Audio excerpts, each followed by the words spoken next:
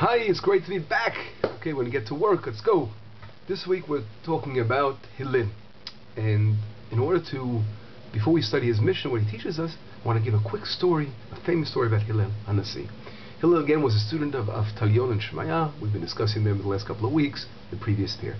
So the story is like this. Hillel must have been probably in his early 20s at the time.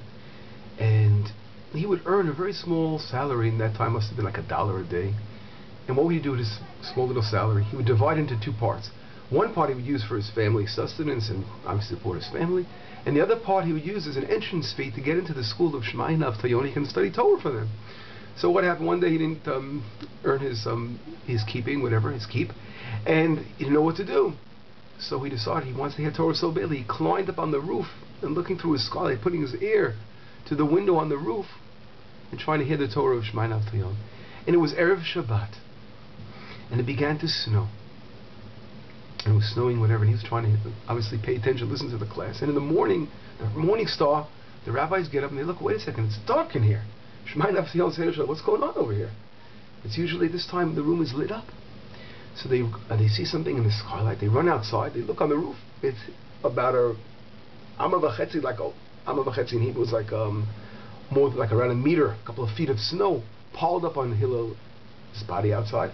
They drag him in the house, they take off the snow, they melt him down, they put him next to the fire, and they said, this man, it is fitting for such a great person to transgress the Sabbath for him.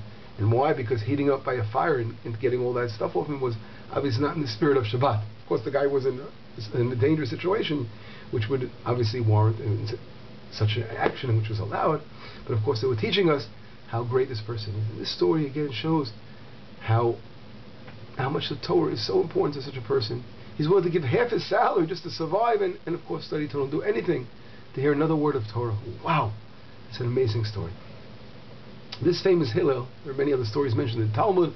Of course, a famous story about a non-Jew comes to Shammai, Hillel's partner, and he says, please convert me to Judaism and I'll only accept the written law. And Shammai got so angry, he goes, we have an oral law and a written law, and you can't accept Torah just accepting the written law. So he said, please leave. And he comes to Hillel. Hillel converts him, and then he converts him to Judaism, and then he starts teaching him the first day, and he says, Aleph Bet Gimel. He's teaching him the alphabet, and the next day Hillel reverses the order. And the non-Jew says, wait a second, yesterday you told me that the order of the alphabet is Aleph Bet Gimel, and today you're reversing it? He goes, well, if you accept me as your teacher, believe when I say to you there's an oral law as well. The difference of approach of Hillel's approach of love, of reaching out, and Shammai, as we know, was much more stern in a different approach of education. And this is Hillel that is said, that tremendous amount of literature again is mentioned about him, and he is the prince of the Sanhedrin. And he's teaching us now a lesson for this week, and we're going to read his words. And what does Hillel say? Hillel v'Shammai kiblu mehem, they received from Shemaiah of Talyon. Hillel says, Hevei mitalmidav shel Aaron, be amongst the students of Aaron, the high priest. Ohev shalom, love peace. Ve'odev shalom, and seek peace. Ohev et habriot, love people, u'mekavan leTorah, and bring them close to the Torah. So first of all, what is he connected to? Aaron the high priest. Aaron the high priest, we know, when he passed away, the entire house, the Torah says, the entire house of Israel came to mourn for his death. And it's even greater than what they says about Moshe Rabbeinu, which says Bnei Yisrael came out. And Bnei Yisrael meaning the children of Israel. And here it says the entire house of Israel, called Beit Yisrael.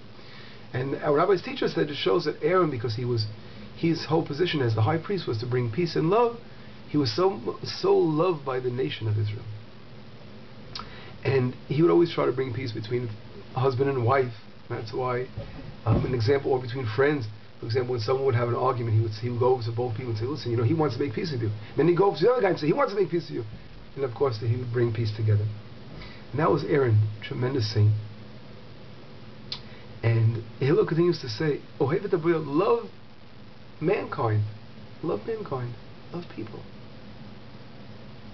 U'mekavan leTorah, and bring them back to the Torah. Now, what is the connection of loving people and bringing them close to the Torah? Obviously, a person should love people not based on any other thing of bringing them close to the Torah. So the answer is that when a person truly loves someone else, he wants to be part of this beautiful Torah, because there's nothing greater than Torah in this universe, in the cosmos, in the galaxies, all the galaxies together. There's nothing greater in this entire existence than Torah. And those who truly love people want to show them, let them taste the beautiful words of Hashem. And that's the whole life of Hillel, as we saw. He would go over and sit on a roof and freeze to death, just trying to hear a few words of Torah. And he's saying, love mankind and bring them closer to Torah. That is the true recipe of happiness in this world. Those who don't have Torah, unfortunately, will not reach true happiness. The Torah is the divine, Hashem's presence, Hashem that wants to teach of His light by through the Torah. Hashem teaches His words and brings us this wonderful gift down to this earth. And those who connect to the Torah and study Hashem's word, more and more they will feel that connection with God. And that is what Hillel, the message of Hillel, is teaching us this week. Well, it's been great to be back again. Have a fantastic Shabbat, and Shabbat Shalom. We'll be back next week. Bye-bye.